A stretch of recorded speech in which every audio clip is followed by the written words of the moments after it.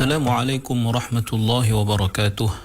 إن الحمد لله نحمده ونستعينه ونستهديه ونستغفره ونتوب إليه ونتوكل عليه ونعوذ بالله من شرور أنفسنا ومن سيئات أعمالنا. من يهد الله فهو المهتد ومن يضلل فلن تجد له وليا مرشدا. أشهد أن لا إله إلا الله وحده لا شريك له وأن سيدنا محمدا عبده ورسوله وصفيه من خلقه وحبيبه بلغ الرسالة وأدى الأمانة ونصح الأمة وكشف الغمة وجاهد في الله حق جهاده حتى أتاه اليقين. اللهم صل على سيدنا محمد وعلى آله وصحبه وبارك وسلم. أما بعد. Muslimin muslimat sahabat pendengar IKIM yang dirahmati Allah, marilah sama-sama kita rafakkan kesyukuran kehadrat Allah di atas segala nikmat yang Allah Ta'ala kurniakan kepada kita, terutamanya nikmat iman dan Islam. Dan marilah sama-sama kita bersyukur dengan mentaati segala perintah Allah, melaksanakan segala suruhannya dan menjauhi segala larangannya. Mudah-mudahan Allah Subhanahu wa Ta'ala sentiasa memberikan taufik dan hidayah kepada kita, menerima segala amal ibadah kita, mengampunkan segala dosa, kesalahan dan kesilapan kita, dan mudah-mudahan Allah golongkan kita dalam kalangan hamba-hambanya yang bersyukur. Muslimin muslimat yang dirahmati Allah, kita berada pada ayat yang kelima daripada surah Al-Maidah.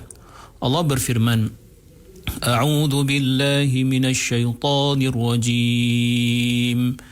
اليوم أحل لكم الطيبات وطعام الذين أوتوا الكتاب حل لكم وطعامكم حل لهم والمحصنات من المؤمنات والمحصنات من الذين أوتوا الكتاب من قبلكم إذا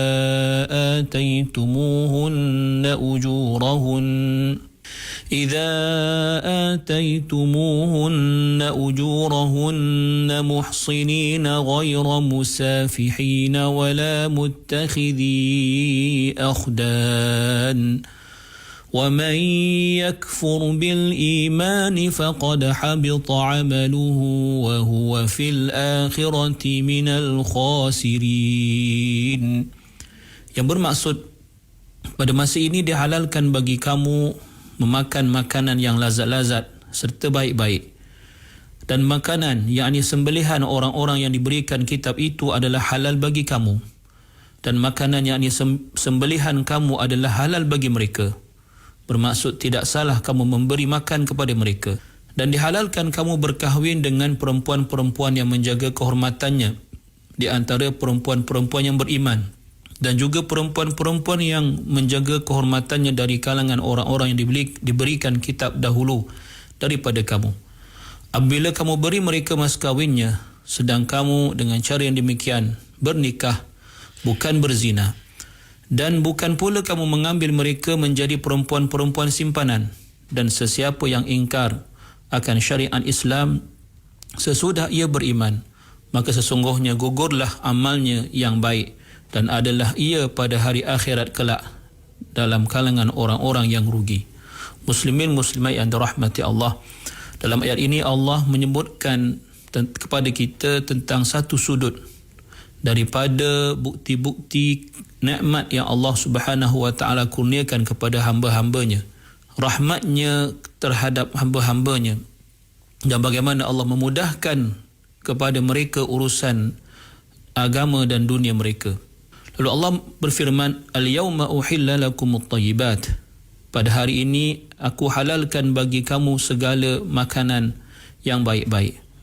Al-yawm di situ, iaitu yang menunjukkan atau diterjemahkan sebagai hari ini, boleh difahami bahawa hari di mana atau hari yang diturunkan ayat yang sedang kita bacakan ini.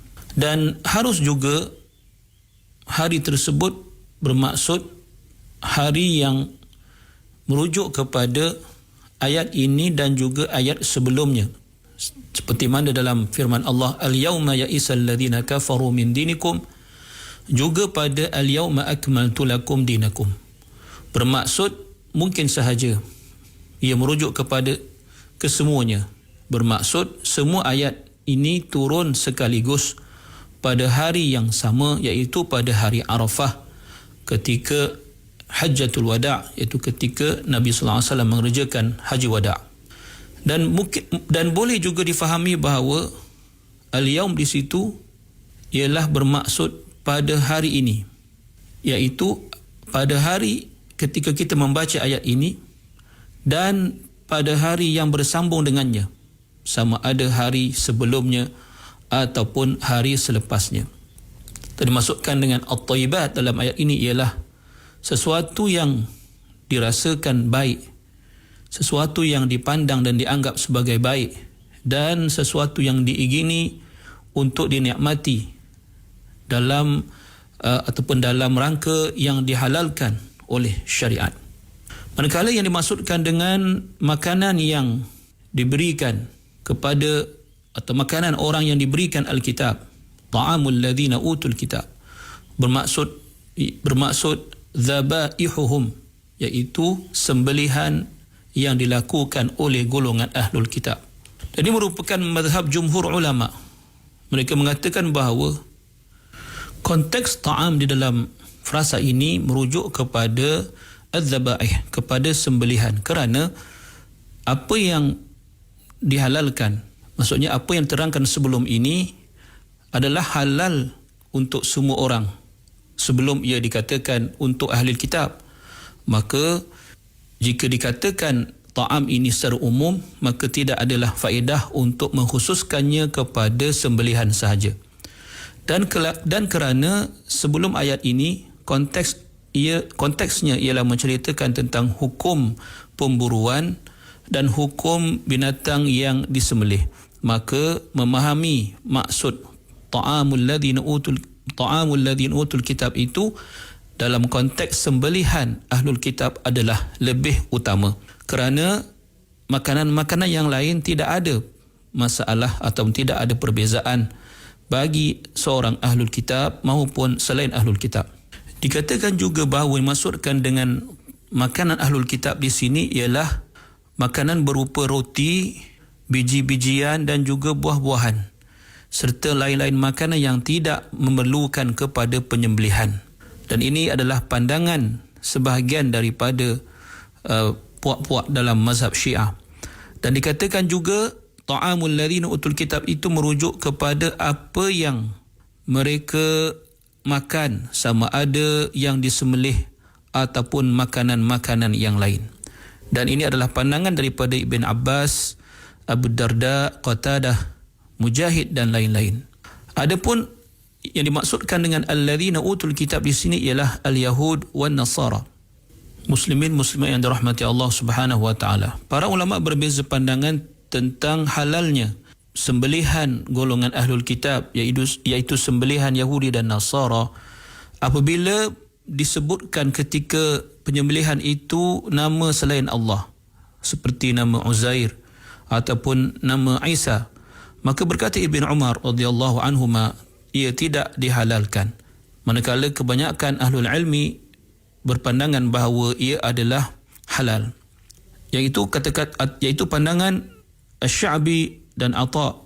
Mereka mengatakan bahawa sungguhnya Allah Subhanahu wa taala telah menghalalkan sembelihan-sembelihan mereka dan Allah lebih tahu apa yang mereka katakan.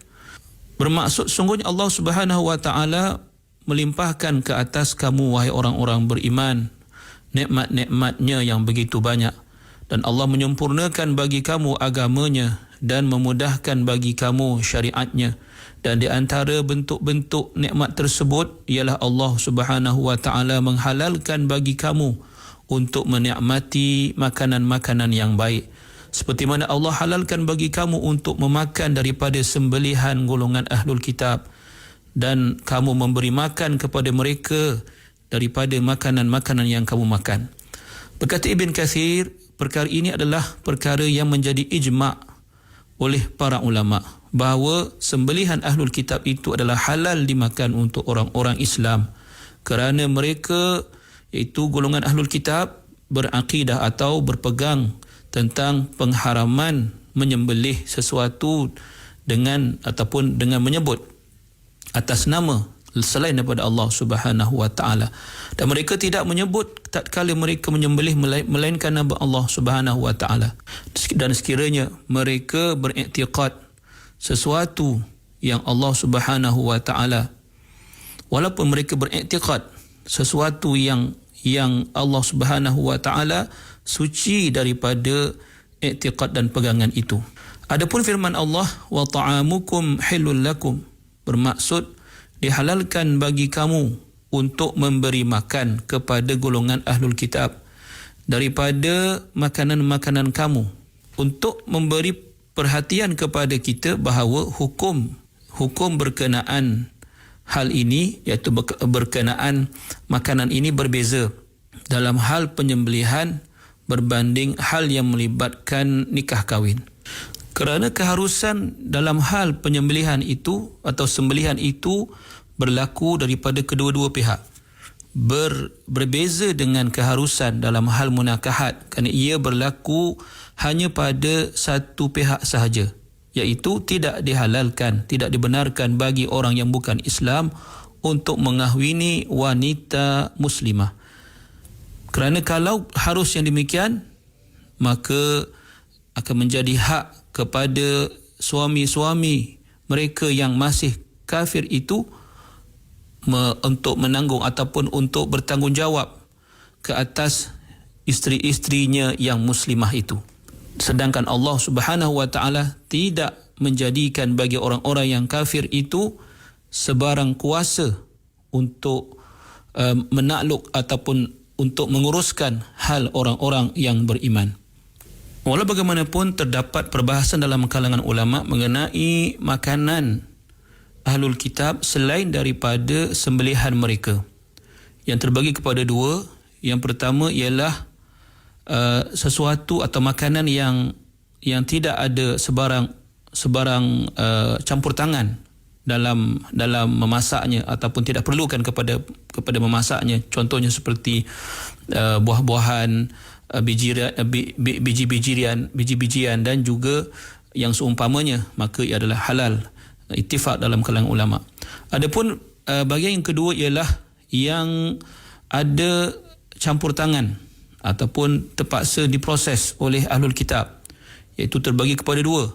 Yang pertama ialah sesuatu yang ada kebarangkalian dimasukkan unsur-unsur najis di dalamnya, seperti minyak dan juga seperti minyak yang dikeluarkan daripada tumbuh-tumbuhan ataupun daripada haiwan. Maka di sini terdapat perselisihan dalam kalangan fuqaha. Di antara mereka ada yang melarangnya kerana kebarangkalian adanya unsur najis. Di antaranya Ibn Abbas, kerana kebarangkalian adanya najis itu adalah sabit dan ia menghalang sesuatu itu untuk dihukumkan sebagai halal. Dan ia menjadi pandangan sebahagian daripada ulama mazhab Maliki. Dan di antaranya ialah Al-Imam At-Tartusi, dan beliau menyatakan tentang pengharaman keju yang dibuat oleh orang-orang Nasara, samalah seperti mentega yang dibuat oleh orang-orang Eropah yang beragama Nasara dan sebagainya. Tetapi jumhur ulama mengatakan harus, selagi tidak sabit atau tidak ada bukti bahawa adanya percampuran najis di dalam keju ataupun mentega tersebut. Yang kedua ialah yang diharamkan, iaitu sesuatu yang sabit, yang pasti ada dimasukkan unsur-unsur daripada arak ataupun daripada bangkai atau daripada unsur-unsur khinzir dan sebagainya yang diharamkan. Muslimin muslimat yang dirahmati Allah. Maka kemudian apakah hukum menikah dengan wanita-wanita ahlul kitab? InsyaAllah akan kita jelaskan dalam pertemuan akan datang. Qul qawli hadha wa astaghfirullahal azim li wa lakum. Wassalamualaikum warahmatullahi wabarakatuh.